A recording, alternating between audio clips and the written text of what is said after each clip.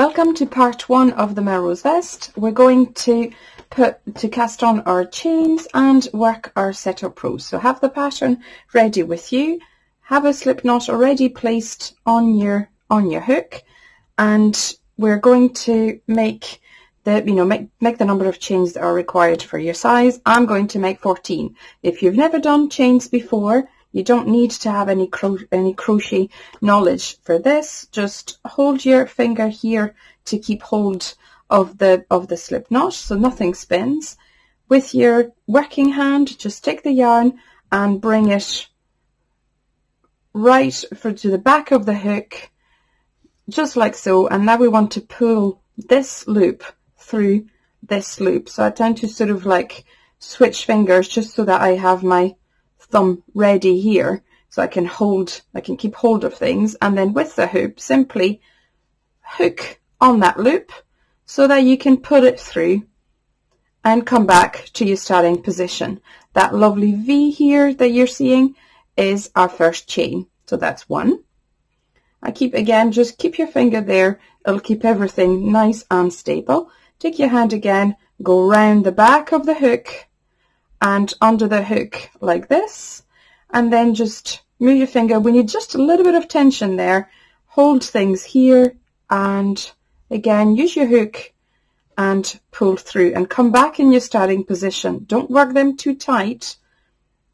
Remember, we need to pull this loop through this loop. So if you're making this loop tight, it's going to be much harder for you to do that. So simply pull it through, back out, and here. Don't pull on the yarn. If you pull on the yarn too much, you're going to make this chain here really tight. So keep it nice and loose enough so that you can easily pull this new loop through the one on your hook. So you're going to do this for the number of chains that you need for your size. Again, slightly bigger is better. So use a big hook if you need. It really doesn't pay to work tight. I'm going to show you how to count your chains if you lose count of them. If you've got a long number, just chain 10, and you can also put a marker in your chain. Then chain another 10 and put a marker through as well. Do you know how many chains I've done? Simply hold the chain like this, sort of vertically, so you can see your nice V, and count down from the hook. This loop on your hook does not count as as a chain. So I've got 1 V here. That's 1, 2, 3, 4, 5, 6, 7, 8, 9, 10, 11, 12. I'm going to put 14, so I'm going to put 2 more. 1 and 2.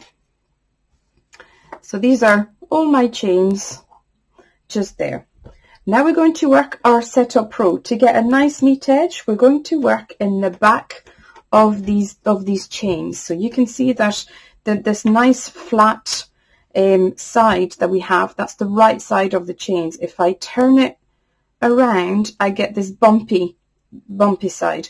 We want to work on this. This is the wrong side of the chains, and we're going to work in this.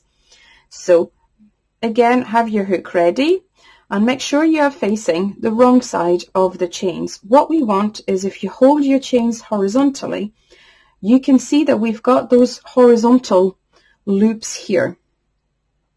These guys. Make sure you identify them. These are going to be where we work. These are going to be where we insert our hook. So go into the first one that you see that is available.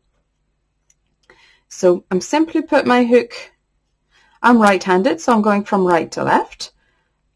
Just inside, you just go from underneath into that horizontal strand, yarn around just like you did for the chain, and pull through. You now have 2 stitches on your hook. I'm going to go and do the same for the other chain. Yarn around and pull through. And again,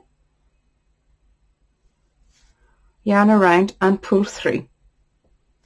You're going to do this until you get to the end of your stitches. And this is the setup row. So take your time, make sure you don't miss any.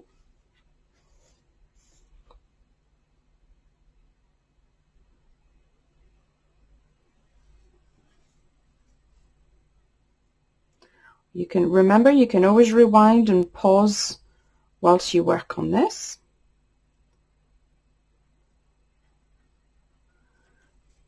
Now you can see that if your chains were really tight, it's going to be hard for you to, to put your hook in. Always keep your chain horizontal. It'll be easier for you to see those horizontal strands at the back. There's only one of those that goes across horizontally.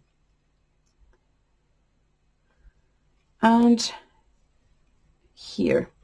And my last one at the end here, I've got one last one to take. That's it. And now once you've got all of these on the hook, you can see we've got a lovely edge now. This is going to be the edge of our garment. This is going to be the edge under the hem. And make sure that you count and check that you've got the right number of stitches. Once you do and you're happy with the number of stitches, you're going to work the RT in your instructions. At the end of the setup row, it says work RT. That's the return row. This return row is going to be worked the same way all the way through. Every time it tells you to work RT, you're going to work it this way.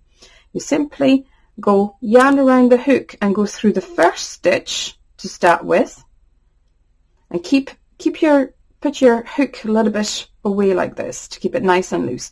And from now on, it's going to be yarn around and go through 2 stitches every time. Only 2. 1, 2, and again pull a little. Yarn around, go through 2. 1, 2, and pull. Yarn around, go through 2, and don't stay down here. Pull your hook a little bit. Yarn around, go through 2, and you're going to do this until you have 1 loop remaining on your hook, and that will be the end of your setup row. So all the way through 2, through 2, and through 2. This is a setup row done.